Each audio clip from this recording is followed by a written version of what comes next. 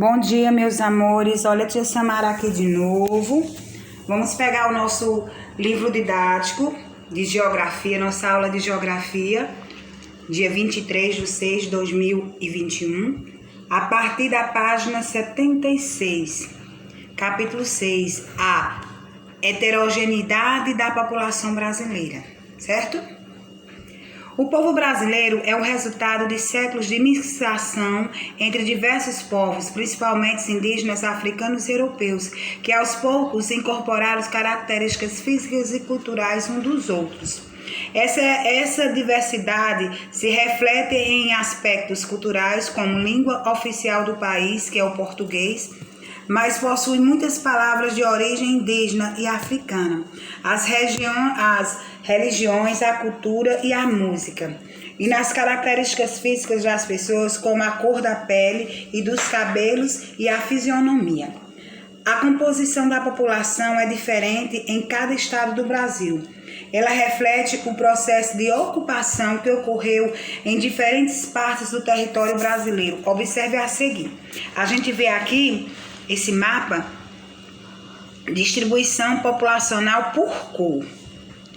Aí o amarelo é branco, o preto, o marronzinho é preto, o laranja mais escuro é parda, o verde é amarela e a vermelhazinha é indígena.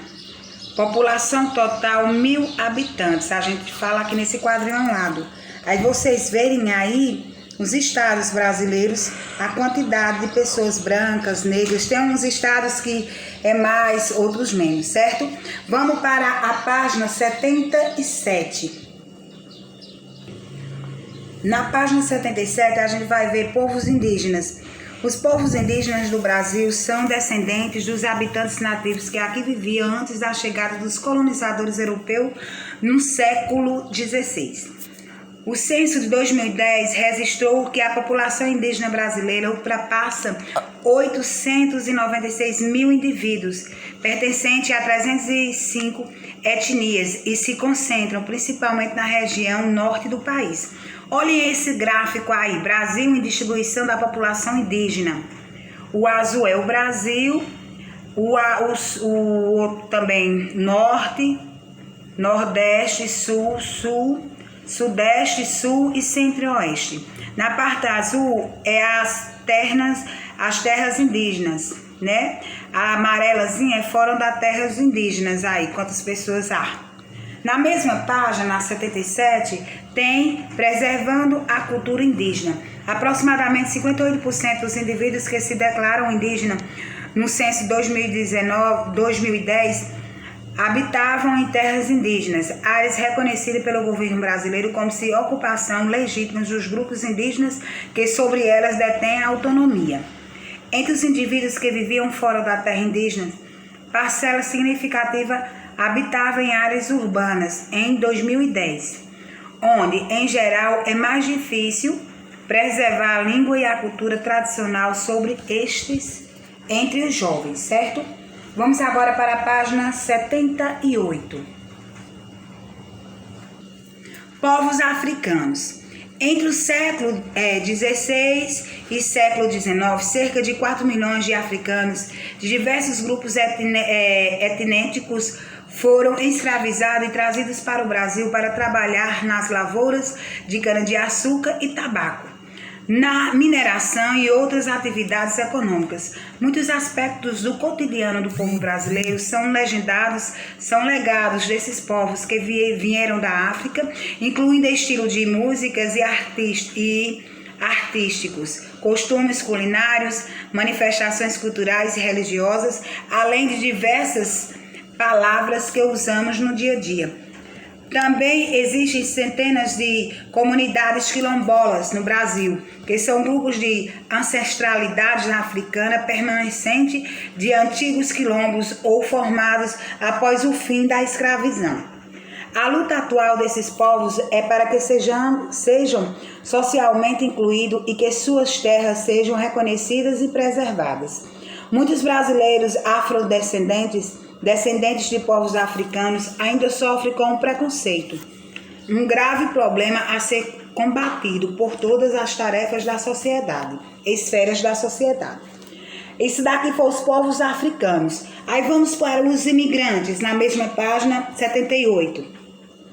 Grande parte da população brasileira é formada por descendentes de pessoas vindas de diferentes partes do mundo. A chegada de imigrantes ao Brasil, principalmente em busca de trabalho e melhores condições de vida, ocorreu de maneira particularmente intensa entre os meados do século XIX e meados do século XX, quando muitos europeus, principalmente portugueses, italianos, espanhóis e alemães, e asiáticos, sírios, libaneses, japoneses, entre outros, chegaram ao país. Nos últimos anos, muitos imigrantes provenientes dos países vizinhos, principalmente Bolívia, Argentina e Uruguai, vêm se fixando no Brasil. Em contrapartida, muitos brasileiros imigrantes, pois se mudam para outros países.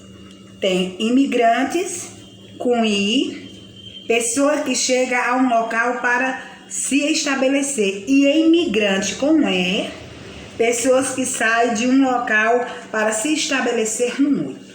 Vamos dar continuidade na página 79. Na página 79 tem assim, fluxos de africanos escravizados para o Brasil. Os escravos são as mãos de obra, os pés do senhor de engenho, porque sem eles no Brasil não é possível fazer, conservar e aumentar a fazenda, nem ter engenho corrente. Antony, André João, Cultura, que isso aqui é uma nota de um jornal, né? Estima-se que entre o século XIV e o século XV e XIX, né? Quase 10 milhões de africanos foram trazidos forjadamente para a América, dos quais cerca de 3.650.000 chegaram ao Brasil. O tráfico de escravizados era a prática bastante lucrativa para as principais potências europeias da época. Os escravizados eram capturados com a violência ou genocidados diretamente com os chefes, negociados com os chefes dos grupos que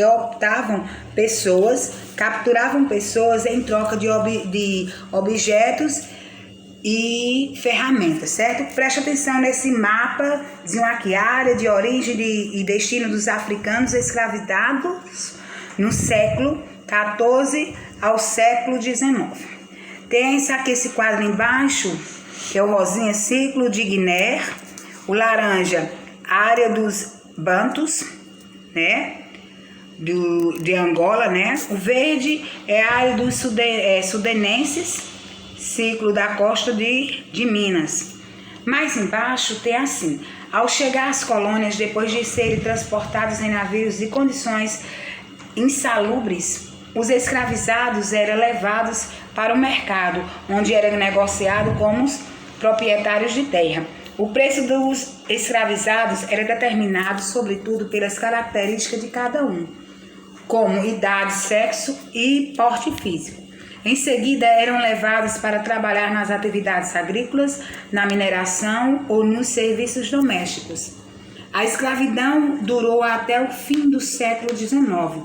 No entanto, os brasileiros afrodescendentes, que são a maioria da população do país, que é 53%, ainda sofrem com um preconceito racial e lutam pelo seu respeito e pela recuperação de sua identidade cultural, certo?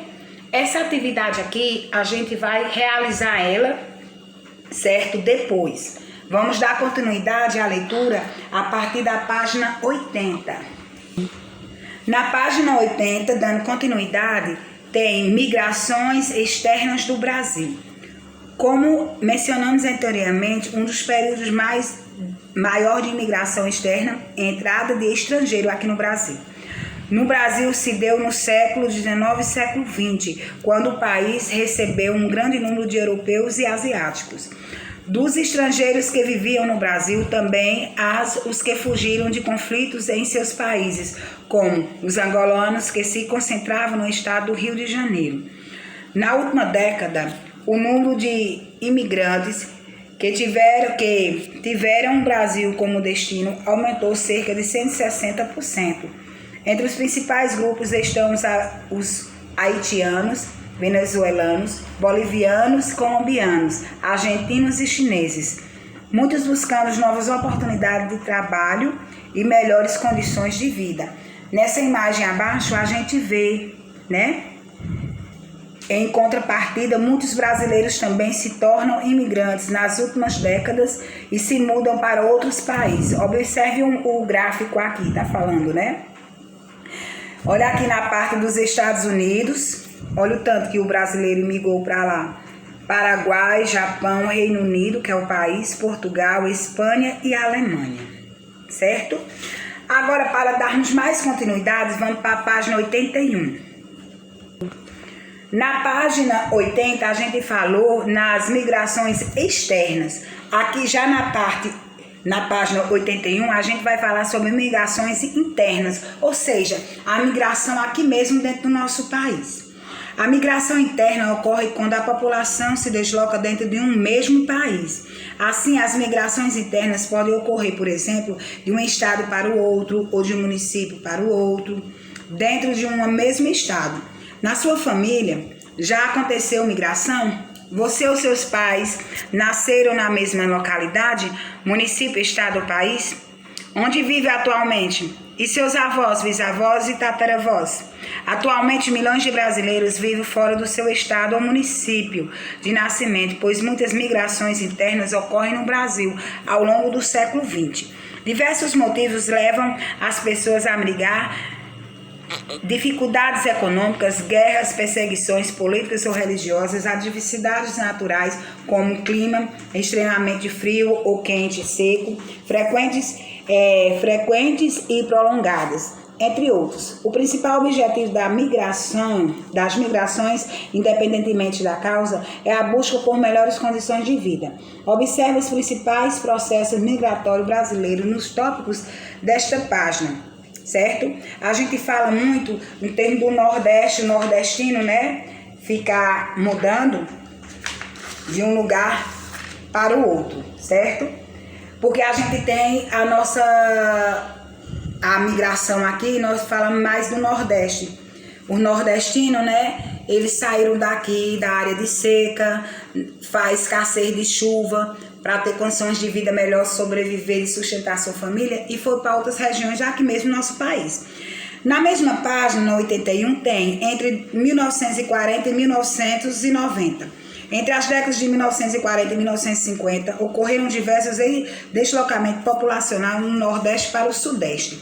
A partir da década de 50, com a celebração do processo de industrialização, muitos moradores da zona rural deixaram o campo rumo à cidade. Os trabalhadores rurais buscavam emprego e condições de vida melhor. Além disso, o acesso à propriedade de terras era muito difícil no tempo. Esse movimento migratório do campo para a cidade é denominado êxodo rural. Na década de 60 e 80, esses deslocamentos aconteceram principalmente em direção às cidades de São Paulo e Rio de Janeiro, que concentravam um maior número de indústrias e oportunidades de trabalho. Em 1960 a 1990, as regiões Centro-Oeste e Norte também receberam nordestinos, atraídos pelas atividades extrativas ou pela esperança de adquirir lotes de terra na região da Amazônia. Um grande número de agricultores provenientes do sul do país se deslocou dos estados do Acre, Mato Grosso do Sul e Rondônia, com a promessa de incentivos do governo e doações de lotes de terra para moradia e cultivo. A construção da nova capital do país, que é Brasília, inaugurada em 1960, localizada no Distrito Federal, e a criação da Zona Franca de Manaus, localizada no estado da Amazônia, contribuíram para o crescimento dos fluxos migratórios em direção a essas duas cidades, certo? A partir da página 82, dando continuidade. Dando continuidade aqui na página 82, de 1990 aos dias atuais, a partir da década de 90, o fluxo de imigrantes proveniente do Nordeste em direção ao Sudeste se manteve, embora em número menor do que as décadas anteriores. Além disso, muitos nordestinos passaram a voltar para o seu estado de origem, caracterizando a migração de retorno, em função principalmente do desenvolvimento econômico da região nas últimas décadas. Durante esses períodos também aumentaram as migrações intra-regionais, sobretudo em direção às cidades com até 5 milhões de habitantes, as quais cresceram no Brasil atualmente. Também se tornaram mais frequentes as migrações sazonais, que ocorrem quando as pessoas migram para se dedicar a tarefas temporárias, como as colheitas, como a gente sabe, tem a colheita da laranja, né, do milho, Minas Gerais, da tangerina. Então, é aqui, próprio da nossa cidade também.